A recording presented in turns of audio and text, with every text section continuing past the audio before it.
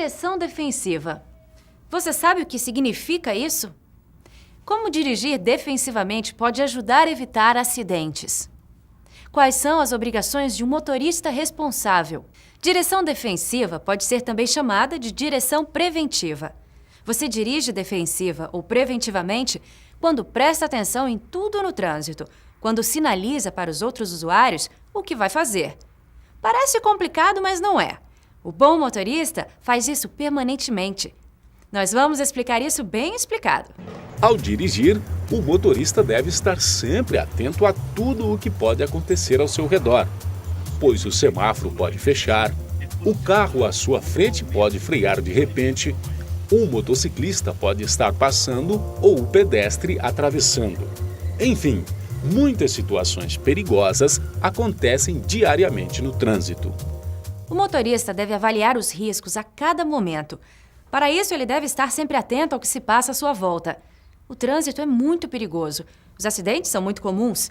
E basta uma desatenção para a gente levar um susto. Bateu num carro, capotou e ele tem 2 costelas quebradas, 7 pinos no braço com uma chapa de aço. Aí ela foi passar numa passagem de pedestre e não respeitou, o carro não respeitou, atropelou ela. Eu vi um rapaz ser atropelado na faixa, porque ele atravessou antes do sinal fechar. Morreu. Pouco tempo depois ele foi para o hospital, mas morreu. Parece que todo mundo tem uma história para contar. Será que o nosso trânsito é tão violento? Vamos falar com o professor Davi Duarte Lima. Professor, nosso trânsito é mesmo violento? É sim, Carol. Para você ter uma ideia, no Brasil já morreram mais de 1 milhão de pessoas no trânsito. Todo ano morrem 40 mil pessoas e 500 mil ficam feridas. Infelizmente, nossos números são de uma guerra. Realmente, é uma situação extremamente alarmante. Mas, professor, existe alguma solução? Felizmente existe. A solução está em melhorar.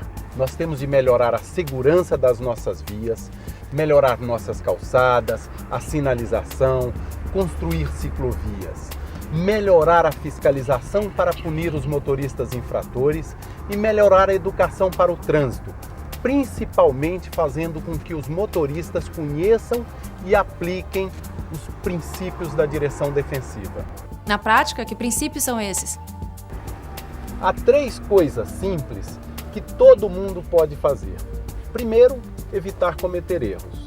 Segundo, levar em consideração o comportamento e as limitações dos outros. Terceiro, prestar atenção quando houver condições adversas. Quem faz isso evita acidentes, torna o trânsito mais humano e também protege seu bolso, porque ele não será multado. Todo mundo deve conhecer as regras do Código de Trânsito. No trânsito, cada um cede um pouco de sua liberdade para que todos andem com segurança. Vamos ver em detalhes cada um desses princípios aos quais o professor se refere. Descuidar-se do carro, pneus carecas, freios que falham, lanternas ou faróis queimados, tentar recuperar o atraso no percurso. Quem sai atrasado, chega atrasado. Você não ganha tempo mudando de faixa, de fila. Lembre-se, aparentemente a fila que menos anda é aquela que você está. Lei de Murphy. Além disso, o sinal vermelho vai fazer você parar. Sair correndo logo que o sinal abre não adianta nada, pois logo na frente haverá outra fila ou congestionamento e a seguir ficará imobilizado em outro sinal vermelho. Nessas condições, andar rápido significa irritar a si próprio e aos outros, gastar mais freios e pneus, poluir mais e criar situações de perigo. Pior, não adianta nada. Não tente recuperar o tempo que você perdeu dirigindo mais rápido no trânsito. A regra é, se você saiu 10 minutos atrasado, vai chegar 10 minutos atrasado. Cometer infrações. Cometer infrações não tem desculpa. Você cria dúvidas nos outros usuários e isso é perigoso. Cometer infrações é não obedecer aos sinais de trânsito, fazer uma ultrapassagem proibida, não ligar o pisca-pisca para virar à direita ou à esquerda, dirigir em velocidade incompatível com a segurança ou desobedecer qualquer preceito do Código de Trânsito brasileiro. Direção agressiva. Nunca dirija agressivamente. Atrás do volante, você não precisa virar bicho. Gentileza e compreensão são sinais de boa educação. Se você errou, faça um gesto de desculpas. Se foi outro condutor que errou, adapte sua velocidade e comportamento às novas condições. Não fique nervoso nem crie dificuldades adicionais para ele. O segundo princípio é levar em consideração as limitações dos outros usuários. Professor, que limitações são essas? Carol, cada pessoa, de acordo com suas características, tem habilidades e limitações. E no trânsito, cada tipo de usuário, seja ele pedestre, ciclista, motociclista ou motorista, tem suas obrigações. O motorista é o grande responsável pela segurança no trânsito. Ele deve ficar atento ao comportamento dos outros usuários. Vamos ver algumas situações que ocorrem todos os dias nas nossas ruas. Falta de atenção dos outros usuários. Às vezes tem pedestre distraído, motorista distraído e até motociclista que não presta atenção no trânsito. A maior parte das infrações significa aumentar o risco de acidente. O que você tem de fazer é reagir antecipadamente, de forma preventiva. Há muita gente que dirige embriagado ou fura sinal vermelho. Mantenha a distância com relação aos carros à sua frente. Não freie bruscamente para não surpreender os que vêm atrás. Mantenha sempre um espaço onde você possa se esquivar de manobras ou erros dos outros. Lembre-se que nem todo mundo respeita as regras de prioridade. Nos cruzamentos, esteja sempre atento.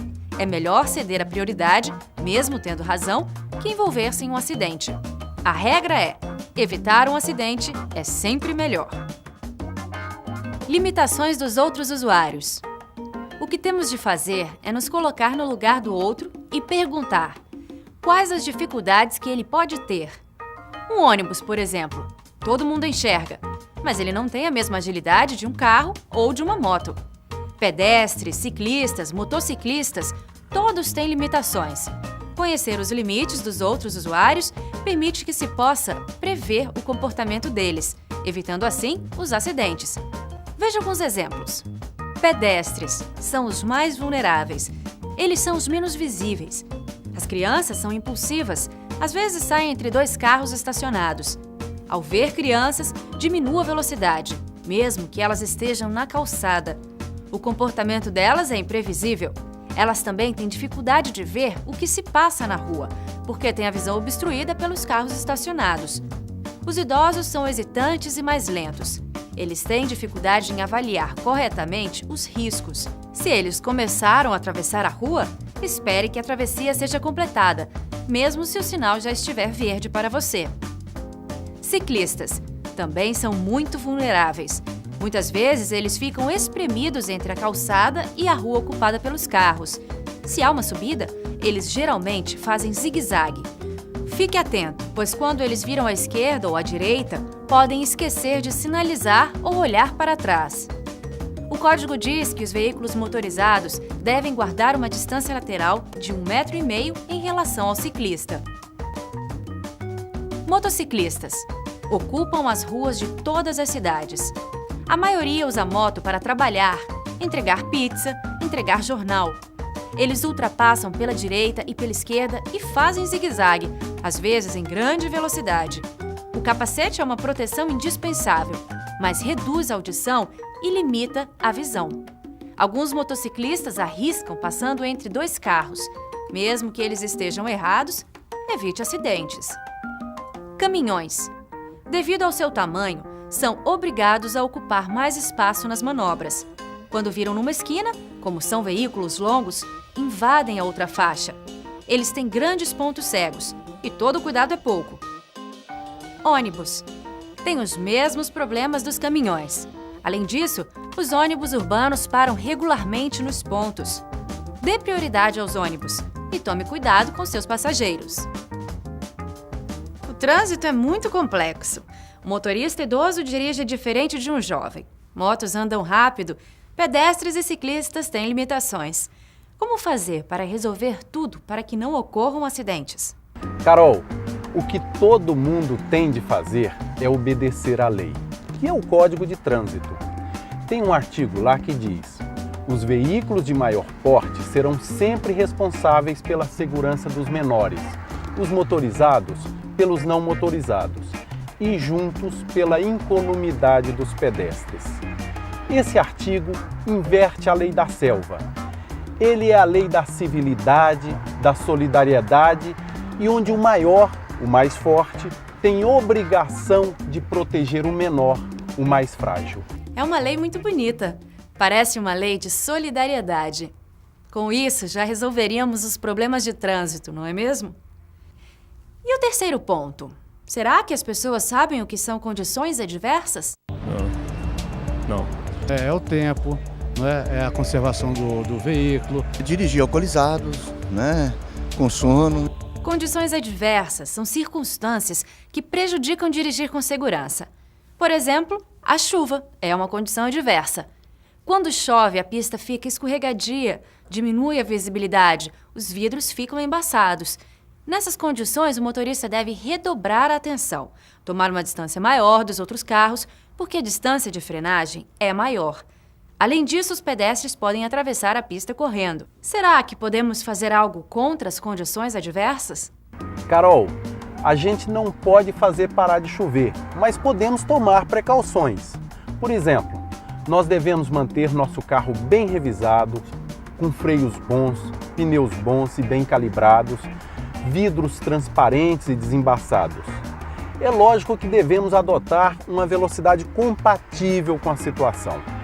Para melhorar a visibilidade do nosso veículo, podemos acender os faróis, porque a regra número 1 da segurança de trânsito é ver e ser visto. Em outras palavras, em condições adversas, devemos tomar precauções para não correr risco e evitar acidentes. Isso é direção defensiva. Além disso, nós temos de cuidar bem do nosso carro. Tudo tem de estar em ordem. A parte mecânica, as luzes e os freios. A maioria desses cuidados é simples. Semanalmente calibrar os pneus, verificar o nível do óleo, conferir se as luzes estão funcionando. Se qualquer coisa falhar, pode representar risco. E temos de cuidar bem de nós mesmos. Dirigir estressado ou cansado é perigoso. E muitas vezes, para enfrentar o trânsito numa hora difícil, precisamos estar bem. A gente deve ajustar os bancos em uma posição confortável, ajustar os espelhos retrovisores para ter boa visibilidade. A posição ideal é a seguinte: dorso esticado e reto, pernas e braços ligeiramente dobrados, mais ou menos 120 graus. Essa posição é menos cansativa, além de possibilitar dirigir confortavelmente. Evite ficar muito perto ou muito longe do volante. Segura o volante na posição 10 para as 2 ou 15 para as 3. Agora ficou claro? Dirigir defensivamente significa avaliar os riscos do trânsito, tomar as medidas preventivas necessárias e agir corretamente.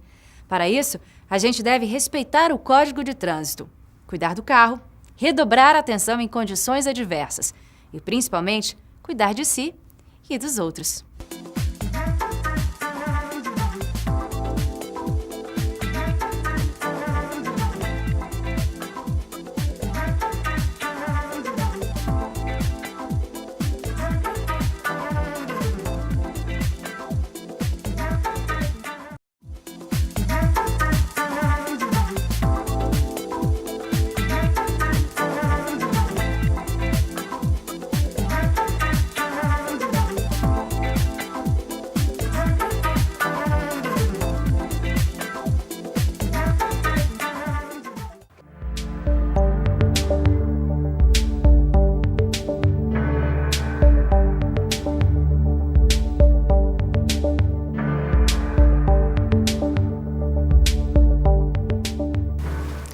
As bebidas são associadas à alegria, à festa, ao prazer.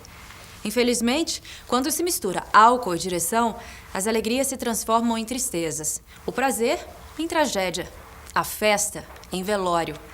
Quem não conhece uma história de acidente com bêbado?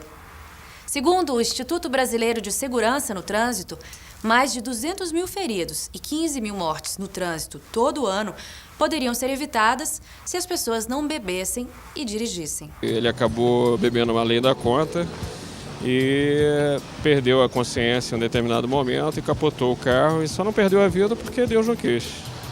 Mas foi devido à bebida, o excesso da bebida alcoólica.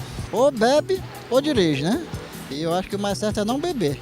Às vezes com excesso de álcool a pessoa não sabe o que está fazendo. Aí provoca acidentes, né? Era um casal de irmãos e o motorista consumiu bebida alcoólica no Parque Way e dirigindo pelo Eixão Sul. Ele bateu na traseira de um ônibus e ele não teve lesão grave, mas a sua irmã ficou presa nas ferragens. Nós demoramos 2 horas para tirar ela e ela teve lesões graves. Havia a possibilidade de amputação da perna dela e nós ficamos por 2 horas tentando tirá-la e estabilizando seus sinais. Fizemos infusão de soro, contenção de hemorragias, porque ela tinha sangrado muito. Álcool e direção não combinam. Todo mundo sabe disso. Mas tem gente que não aprende e continua dirigindo bêbado e ameaçando a segurança de todo mundo. O professor Davi Duarte Lima é pesquisador na área de trânsito e nos fala um pouco mais a respeito. Professor, por que não se deve beber e dirigir? Pois é, Carol, como você disse, álcool e direção não combinam. Os dois não fazem um bom casamento por 3 razões. Primeiro, quem bebe fica com os reflexos mais lentos, demora mais a reagir em qualquer situação de risco. E demorar a tomar uma decisão no trânsito pode significar acidente. Segundo, porque o motorista embriagado muda o comportamento. Ele fica mais agressivo, passa a não respeitar os outros usuários, como motoristas, pedestres, ciclistas. Isso aumenta o risco de acidentes. Em terceiro lugar, no caso de uma pessoa ferida, quanto mais ela tiver bebido, menor sua chance de sobreviver. Cerveja é uma bebida fraca. Se eu beber só uma cerveja, eu posso dirigir? Uma tulipa de chope ou de cerveja contém a mesma quantidade de álcool que uma taça de vinho ou uma dose de cachaça. Como o álcool na cerveja é mais diluído, as pessoas bebem um volume maior. Mas atenção, tomar um chope corresponde a ingerir a mesma quantidade de álcool que uma dose de cachaça. Nenhuma bebida alcoólica é inocente. Pode ser cerveja, vinho ou cachaça. Ela mexe com o organismo e aumenta as chances de acidente. Vamos ver como é a ação do álcool no organismo. Na verdade, o que o álcool faz é interferir nas membranas neuronais. Ele, de uma forma geral, ele aumenta todos os sistemas inibitórios do sistema nervoso e diminui todos os mecanismos excitatórios. Nesse balanço, o álcool é considerado, por isso, um depressor do sistema nervoso central. Isso significa que, quando ingerido, ele provoca agudamente lentificação do pensamento, diminuição da capacidade de julgamento, diminuição da autoconcentração, diminuição da atenção, diminuição da coordenação motor e dos reflexos, além de cefaleia, sonolência. Professor Davi, na prática, como essas alterações se refletem no aumento do risco de acidente? Carol, o motorista embriagado demora muito mais em tomar e executar uma decisão. Vamos ver um exemplo. Uma criança inesperadamente começa a atravessar a rua. O motorista alerta em perfeitas condições, avista a criança a 40 metros. Ele raciocina rapidamente o que fazer. Desviar, frear, decide frear. Então ele tira o pé do acelerador, coloca o pé no freio. Entre o momento que ele viu a criança, pensa o que fazer e coloca o pé no freio, o carro estava andando a 60 km por hora. Nesse 1 segundo, ele andou 17 metros. O motorista aperta o freio e o carro começa a desacelerar. Como o pavimento estava seco, o freio em perfeitas condições, os pneus novos e calibrados, o carro leva ainda 18 metros até parar. Então, entre o momento que o motorista viu a criança e parou o carro, foram 17 metros mais 18 metros. Total, 35 metros. Se o motorista estivesse embriagado, ele demoraria mais para decidir. Se ele retardar apenas 1 segundo na sua decisão, até ele pisar no freio, o carro teria andado 34 metros e precisaria ainda de mais 18 metros até fazer o carro parar. Professor, 1 segundo é muito pouco. É realmente muito pouco. 1 segundo que a pessoa retarda na sua decisão pode ser determinante para ocorrer um acidente. Carol, beber e dirigir ainda tem outros problemas. O primeiro sentido alterado é a visão. E como todo mundo sabe, ver e ser visto é a regra número 1 da segurança de trânsito. 95% das informações que usamos para dirigir vêm da visão. Mas quando o motorista bebe, ele fica com a visão imprecisa, ele perde a noção de distância. Se ele bebe um pouco mais, nem vê o que passa ao lado do seu carro. O motorista vê a frente, mas não vê as laterais da via. A qualquer momento ele pode provocar um acidente, atropelar uma pessoa. Realmente beber e dirigir não combinam. O pior é que tem algumas pessoas que quando bebem, viram outras. O que acontece com as pessoas quando bebem? Bom, na verdade, o álcool ele age em cima do sistema nervoso central, que prejudica algumas atividades, porque o sistema nervoso central ele é responsável pelo processamento de informações. Então, quando a pessoa bebe, esse momento fica muito prejudicado e vai desde atividades básicas como movimentação, fala, então tende a prejudicar tudo isso. Por isso que dizem que quando a pessoa bebe, ela se transforma numa outra pessoa, porque ela tende a agir sem a consciência dos atos. Quando juntamos diminuição dos reflexos do motorista, visão embaçada e comportamento agressivo, não deve dar em boa coisa. Professor Davi, eu ouvi dizer que basta uma cerveja para aumentar o risco de acidente. Isso é verdade? É sim, Carol. Qualquer cervejinha pode ser um problema. É por isso que muitos países têm programas que eles chamam de alcoolemia zero. Ou seja, quem bebe uma dose não pode mais dirigir. Uma tulipa de cerveja, uma taça de vinho, uma dose de qualquer bebida aumenta em 100% o risco de acidente. 2 doses significam um aumento de 200%. 3 doses, 400%. 4 doses aumenta para 800%. Na 5ª dose, o risco de acidente já é de 1.600% a mais. A cada cerveja, dobra o risco de acidente. O risco aumenta de forma exponencial. Acho que depois de conhecer isso, muita gente não vai mais pegar no volante depois de beber. E o que diz o Código de Trânsito Brasileiro? Vamos falar com Márcio de Andrade, que é da Polícia Militar e professor de Legislação de Trânsito. Professor Márcio, quais são os principais pontos do Código sobre álcool e direção? Se o condutor for flagrado conduzindo o veículo automotor acima do índice permitido no próprio código, que são 6 decigramas de álcool por litro de sangue, ele vai ter uma multa gravíssima, com fator multiplicativo vezes 5, ou seja, é um valor alto, e além disso, ele vai ter a sua habilitação recolhida e a suspensão de direito de dirigir também. Além de todo o perigo de beber e dirigir, ainda tem o risco de ser preso e pagar uma multa.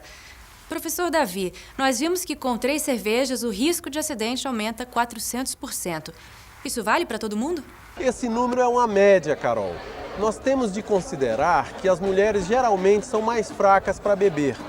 Quem tem menos de 20 anos e mais de 60 também é mais sensível ao álcool. Com o estômago vazio, a bebida sobe mais rápido. Para quem não tem o hábito de beber, às vezes uma cerveja já é demais. É que a absorção do álcool varia de pessoa para pessoa, de um dia para o outro. E a sensibilidade ao álcool depende até mesmo do estado emocional da pessoa. Portanto, o melhor é seguir a velha e conhecida regra: se for dirigir, não beba.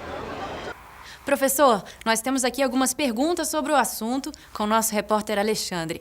E aí, Alexandre, quais são as principais dúvidas do pessoal aí na rua? São muitas dúvidas sim, Carol. Vamos começar aqui perguntando para a Indiana qual a dúvida que ela tem com relação a álcool e direção.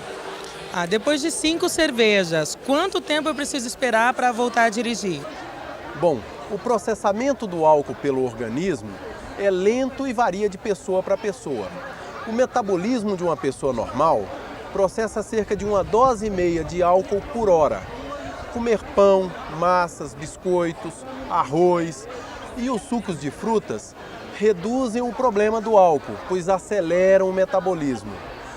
Intercalar bebida alcoólica com água, com suco de frutas, também ajuda muito. Para que você tenha segurança, espere 1 hora para cada cerveja que você tomou. Estou tomando um remédio e notei que eu estou mais fraco para beber. O que eu devo fazer? Olha, a primeira coisa é ler a bula do medicamento que você toma e consultar o seu médico. Alguns remédios aumentam os efeitos do álcool. O melhor é cortar o álcool. Aliás, se você está em tratamento de saúde, toma remédio ou faz algum regime, deve evitar beber, porque nessas situações as pessoas costumam ficar muito sensíveis ao álcool. Para melhorar do porre, eu tomo banho frio ou café amargo? O café pode até aumentar o porre. Respirar fundo também não resolve nada. O único efeito do banho é que o bêbado vai ficar mais limpo. Quem for dirigir de volta não deve beber. A festa tem de continuar.